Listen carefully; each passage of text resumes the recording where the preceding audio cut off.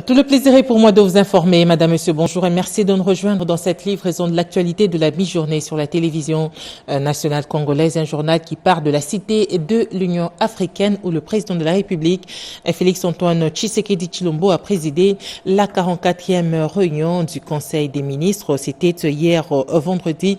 Ce Conseil des ministres a tablé sur la recrudescence d'actes de déstabilisation des exécutifs provinciaux. On en parle dans ce compte-rendu du porte-parole de la communication et médias, Patrick Mouyaya Katimbwe. Le président de la République a rappelé que dans le double objectif de consolider l'unité nationale, mise à mal par des conflits successifs, et de promouvoir un développement de proximité, les constituants a structuré notre État en 26 provinces. La ville-province de Kinshasa incluse toute dotée de la personnalité juridique et investit des compétences décentralisées conformément à la Constitution. Cependant, depuis la mise en place des institutions provinciales prévues par la Constitution, notre pays a été confronté à des tensions récurrentes entre les assemblées provinciales et les exécutifs provinciaux. Ces conflits, souvent matérialisés par de motions de défiance, ont conduit à la destitution de plusieurs gouverneurs de province.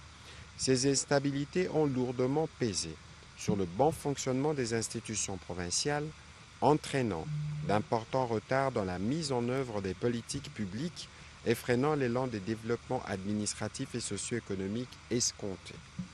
Là où la stabilité institutionnelle devait servir de socle à la cohésion nationale et au progrès, elle s'est retrouvée compromise au détriment de conditions de vie de nos concitoyens. Par ailleurs, alors que même notre pays fait face à une crise sécuritaire majeure dans sa partie Est, crise qui requiert une mobilisation unitaire de toutes les forces vives de la nation, nous assistons paradoxalement à une recrudescence d'actes de déstabilisation dans certains exécutifs provinciaux. Une telle situation est de nature à fragiliser davantage l'unité nationale et d'entraver les efforts en cours pour restaurer la paix et reconstruire les zones sinistrées. Face à cette situation préoccupante, le président de la République a insisté sur l'impératif d'adopter sans délai des mesures concrètes visant non seulement à contenir les crises actuelles, mais surtout à prévenir leur extension et leur répétition. Le vice-ministre de l'Intérieur en charge des affaires coutumières, Mohamed Dessé, a participé à Entebbe en Ouganda à la réunion semestrielle de la East African Community sur la sécurité et la défense. La RDC y a exigé la non-prise en compte des documents établis par l'AFC M23. C'est un commentaire de Edi Chala. Cette réunion de haut niveau, inscrite dans le calendrier officiel de la Eastern African Community pour le premier semestre 2025, rassemble les délégations des États membres. Les hauts fonctionnaires des ministères en charge des affaires intérieures, de la sécurité, de la coopération régionale, accompagnés d'experts de la police, du renseignement, de l'immigration, des services pénitentiaires, de la gestion des catastrophes et bien d'autres encore. La République démocratique du Congo prend activement part aux travaux. Empêché, le vice-premier ministre en charge de l'Intérieur, Jacquemain Chabani, a été représenté par le vice-ministre des Affaires coutumières, Jean-Baptiste Ndeze Katoubéré. À ses côtés, l'ambassadeur de la RDC en Tanzanie, Jean-Pierre Massiala, également représentant spécial auprès de l'EAC, ainsi que M. Charles Kakoulé, point focal de la RDC à la communauté d'Afrique de l'Est. Nous avons sollicité notamment dans le rapport final que les membres de la communauté de East African puissent contrôler les cartes d'identité, les documents de voyage émis par les rebelles du M23 que certaines personnes utilisent malheureusement. Nous avons profité aussi pour féliciter la République unie de Tanzanie et la République du Burundi qui ont déjà commencé à appliquer cette recommandation.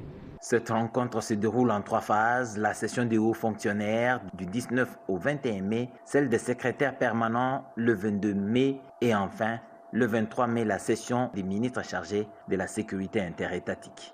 Cette réunion vise à renforcer la coopération sécuritaire entre les États membres de la Eastern African Community en partageant les expériences, les stratégies et les mécanismes communs pour faire face aux défis transfrontaliers.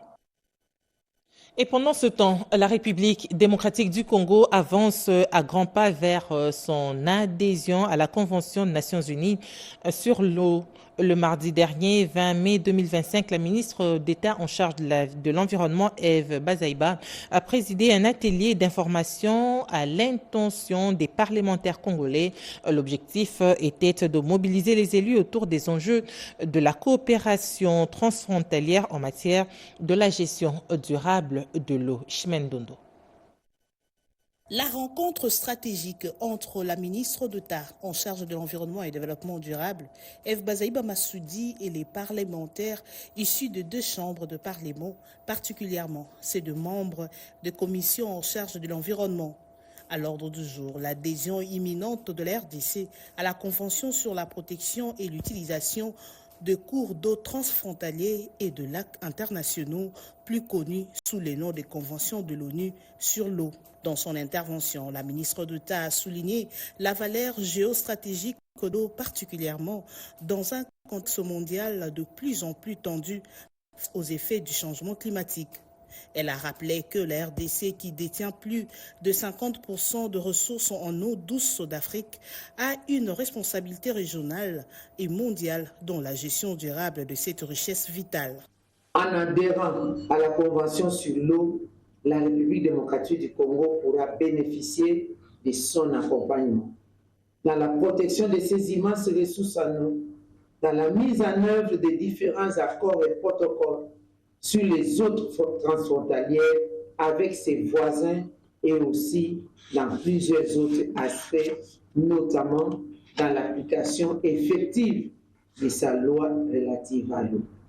L'atelier DC 20 mai marque une étape décisive dans le processus d'adhésion à la Convention de l'ONU sur l'eau, avec les soutiens affirmés de parlementaires. La RDC pose de base d'une diplomatie environnementale proactive au service du développement durable et de la paix dans la région. Les activités exécutées par le Programme national de développement agricole PNDEA, un programme sous tutelle du ministère de l'Agriculture et Sécurité alimentaire, présent dans la province du Kwilu. Bien évidemment, le ministre provincial de l'Intérieur a fait le déplacement pour se rendre compte des activités agricoles réalisées par ce projet.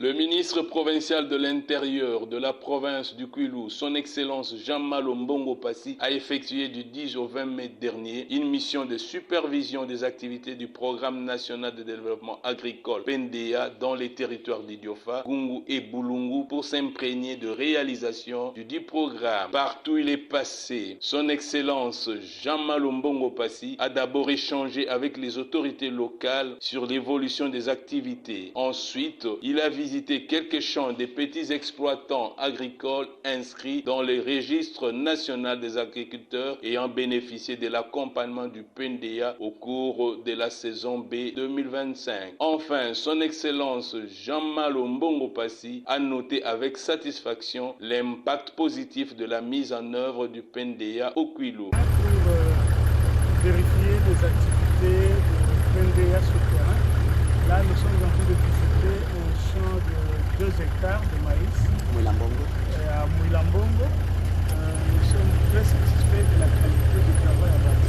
Le PNDEA vise non seulement l'amélioration de la productivité agricole dans la province de Kwilu, mais aussi le renforcement des capacités du service public à répondre aux urgences agricoles. Dans ce long périple, le représentant du gouverneur s'est fait accompagner de Madame Marie-Thérèse Manessa, ministre de l'Agriculture, Carmel Messa, coordonnateur provincial du PNDEA et quelques experts du projet.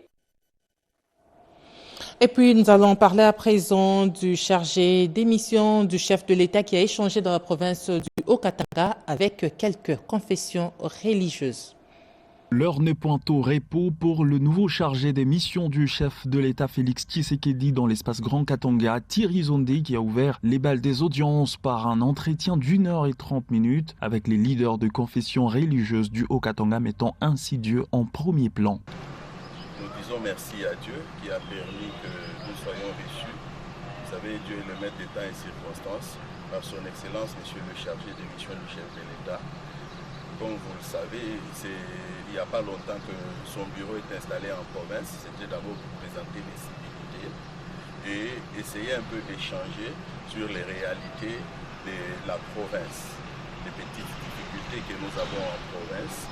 Vous savez, il est le porte-parole du chef de l'État. Il est, je dirais, le pont entre la base et le sommet qui est le chef. En véritable œil du président de la République, le chargé de mission Thierry Zondé a, au cours de ces échanges, réceptionné les desiderata soumis par les pères de la foi okatangaise, dont la primeur est destinée au premier citoyen Félix Tshisekedi. Pour nous, c'était une occasion de faire passer le message des confessions religieuses à l'excellence, monsieur le président de la République. Je préfère garder cela.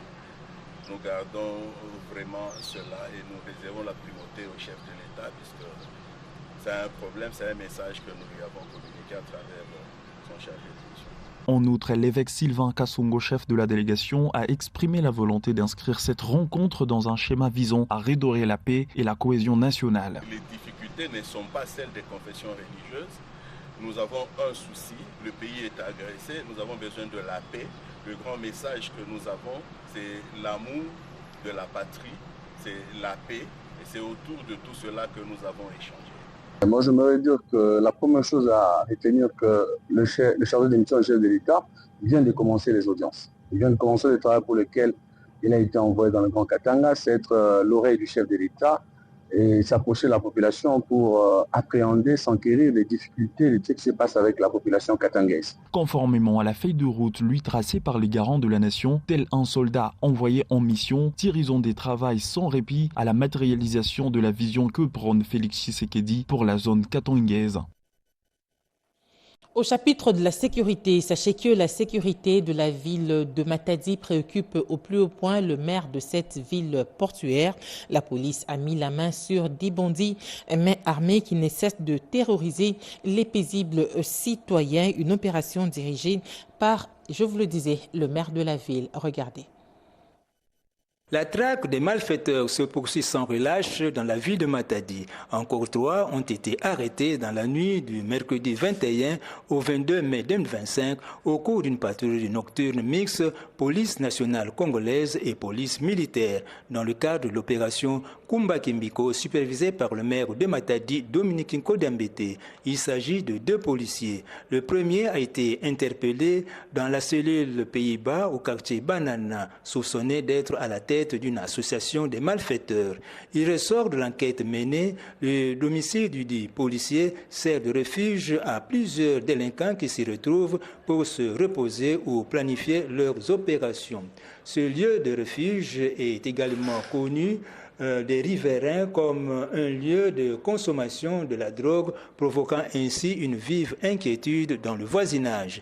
Le second policier a été appréhendé au poste de Souciat de la cellule commandantreuse. En Voie-d'Où, les forces de l'ordre ont également mis la main sur un criminel notoire bien connu dans cette partie. Il est impliqué dans plusieurs actes de banditisme. Je suis obligé de m'impliquer quand je sens que ça ne va pas, nous donner des instructions qui ne sont toujours pas suivies, nous respecter. Alors nous-mêmes, nous sommes sur le terrain pour voir comment les agents que nous déployons sur le terrain appliquent les instructions que nous donnons. Mais il y a beaucoup de failles dans l'application des instructions que nous donnons. C'est pourquoi moi-même maintenant, je dois être là cette petite semaine.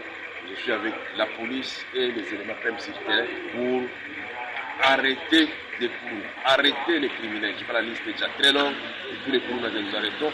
Aujourd'hui, par exemple, même les agents de sécurité, les policiers, nous continuons notre télétravail pour mettre fin à tout ce qu'il y a comme petit problème de banditisme urbain dans notre ville. Et là, la justice doit nous accompagner. L'autorité urbaine promet la poursuite des enquêtes afin de démanteler tous les réseaux des criminels qui se cachent dans les institutions de sécurité.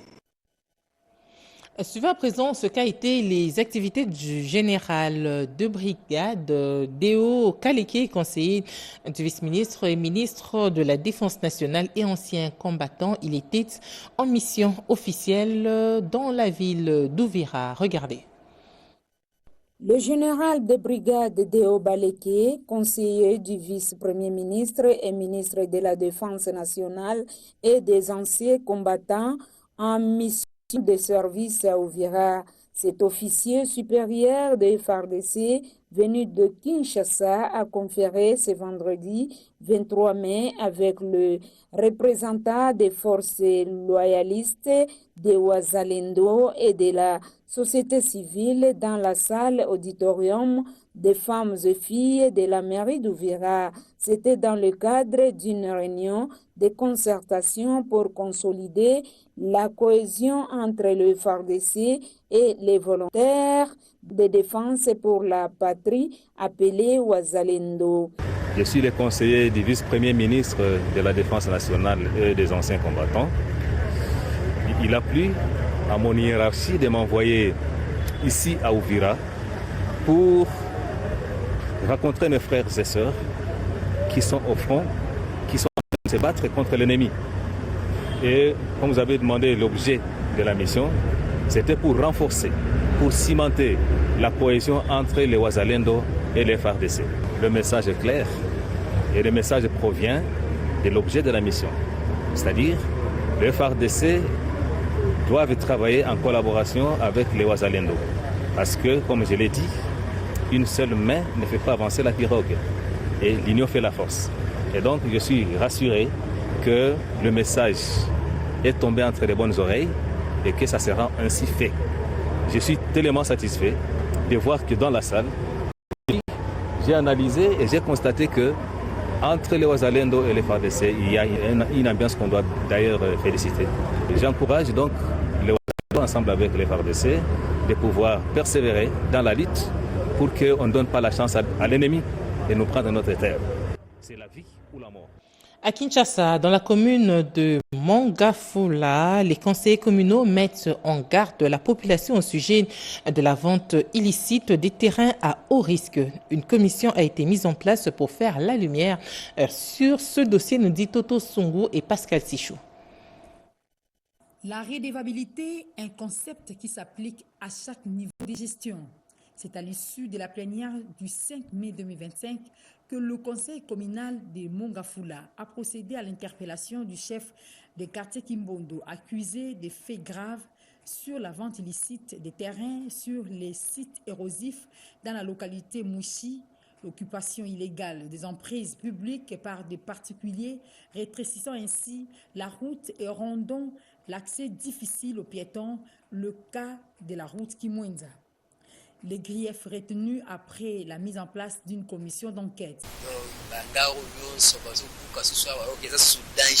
Toutes ces maisons représentent un danger pour les jours à venir. La qualité du sol n'est pas appropriée pour la construction ici.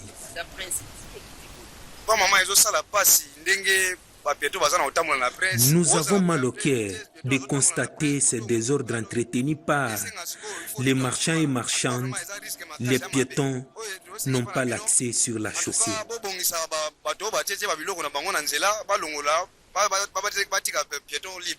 sommes vraiment contraints de travailler d'arrache-pied ensemble avec l'exécutif communal pour finir avec cette situation. Nous nous attelons à faire un rapport au conseil communal pour prendre des mesures très fortes pour remédier à ça. Face à cette situation alarmante, la commission mise en place en collaboration avec la population locale et dans le cadre de l'opération Balabala Ezali Wenzete, lancée par le gouverneur de la vice-province de Kinshasa, Daniel Bumba Lubaki, s'engage à mettre fin à cette dérive. Elle appelle l'exécutif communal à mettre en exécution en urgence les mesures qui seront prises par l'Assemblée plénière afin de restaurer l'ordre et la légalité.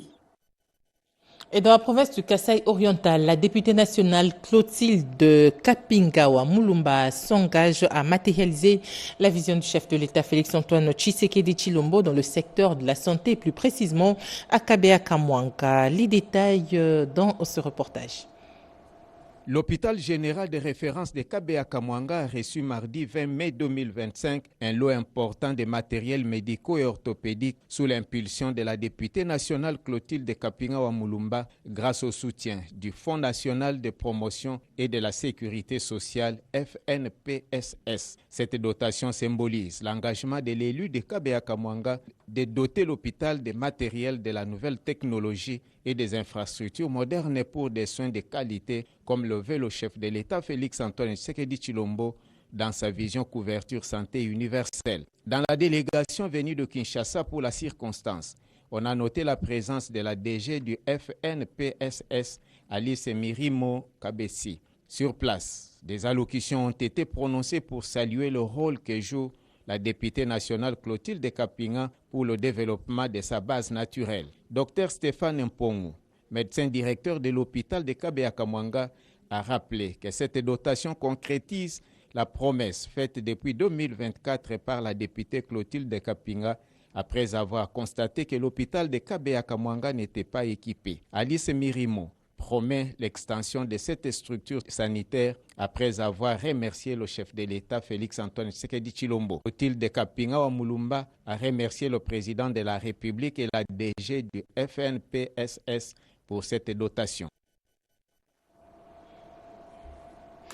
Au chapitre des infrastructures, nous allons parler de la construction de ce pont de 40 tonnes, 127 mètres de longueur, 8 mètres de largeur à Bukanda, dans le territoire de Kipushi. Nous sommes là de la province du Haut-Katanga et ce, dans le cadre du projet lié au développement à la base. Regardez.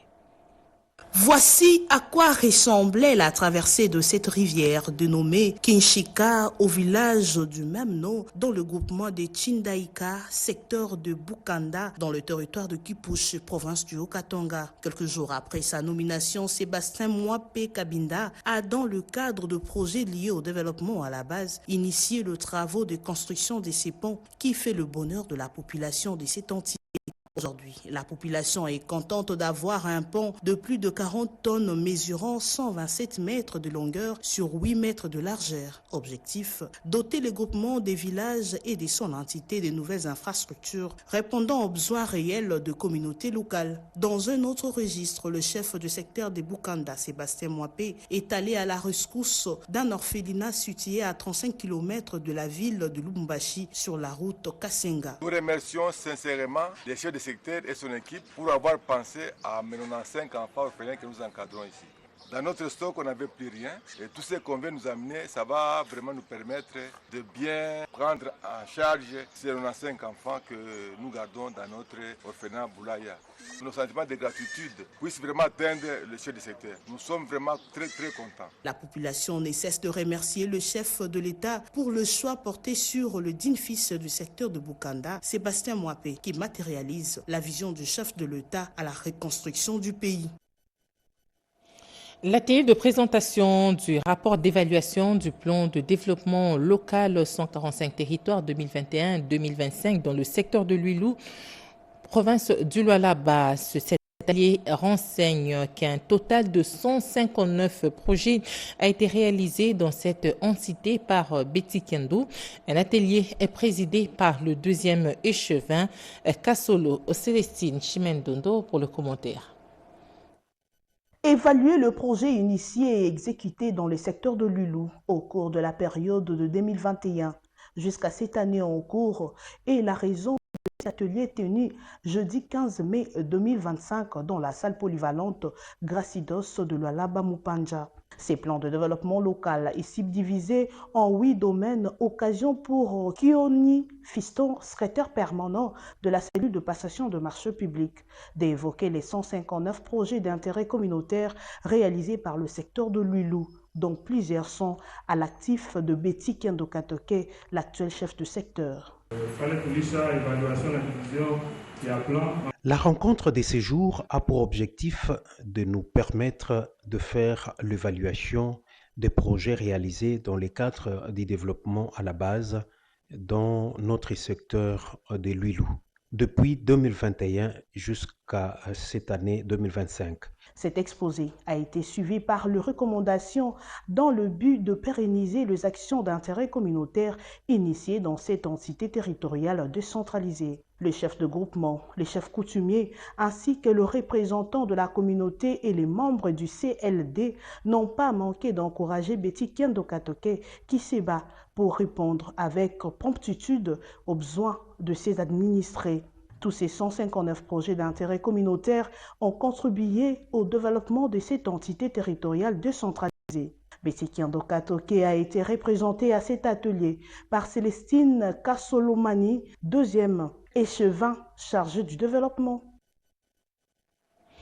Et pour terminer, sachez que Théo Kazadi Mouaïla, député national et président du regroupement politique AAC, invite la population du Kasaï en général et celle de Chikapa en particulier à réserver un accueil chaleureux à la première ministre Judith Suminwa Atuluka qui va dans les tout prochains jours se rendre dans cette partie du pays et ça sera après l'étape de Kolwezi. Reportage. Dans le cadre de la visite officielle de la Première ministre, chef du gouvernement Judith Suminwa Atuluka à Chikapa, chef-lieu de la province du Kasaï, prévu pour ce mardi 27 mai 2025, l'honorable Théo Kazadi Mouaïla, député national, président du regroupement politique AA-Barcé, membre du présidium de l'Union sacrée de la nation, famille politique du chef de l'État, appelle toutes les couches sociales, mouvements associatifs et différentes formations politiques de l'Union sacrée de se mobiliser pour réserver un accueil chaleureux à la Première ministre. De la visite de la première ministre chef du gouvernement à la province du Kasaï, mon message est clair. Je lance un appel vibrant à toutes les couches de la population kassaïenne en général, celle de la ville et le territoire de Chikapa en particulier. Toutes les couches de la population, car il s'agit de la chef du gouvernement, elle qui gère au quotidien ce que nous avons comme problème au nom de l'État congolais, suivant la vision du président de la République, chef de l'État. Il a par ailleurs invité toute la population du Kasaï à se rallier derrière le gouverneur Crispin Mukendi Bukassa. J'appelle également les hommes de Dieu, les chefs, donc la société civile dans son ensemble et chaque organisation se mobilise autour du gouverneur de province pour que nous puissions apprêter notre cahier de charges reprenant les problèmes prioritaires de notre province afin de les présenter à la chef du gouvernement, Madame Suminwa, qui sera de passage chez nous pour écouter les fils et filles du Kasaï. Ce journal, réalisé par Chimène Dondo, Patrick Bapouila, Maxime Ondrokwa, est complètement terminé. C'est un journal coordonné par Jean-Pierre Ndolo Demazo. L'information continue sur nos antennes en français dans les 4 langues nationales. Retrouvez à 19h. Paulette Lomba. Excellent week-end à toutes et à tous. Au revoir.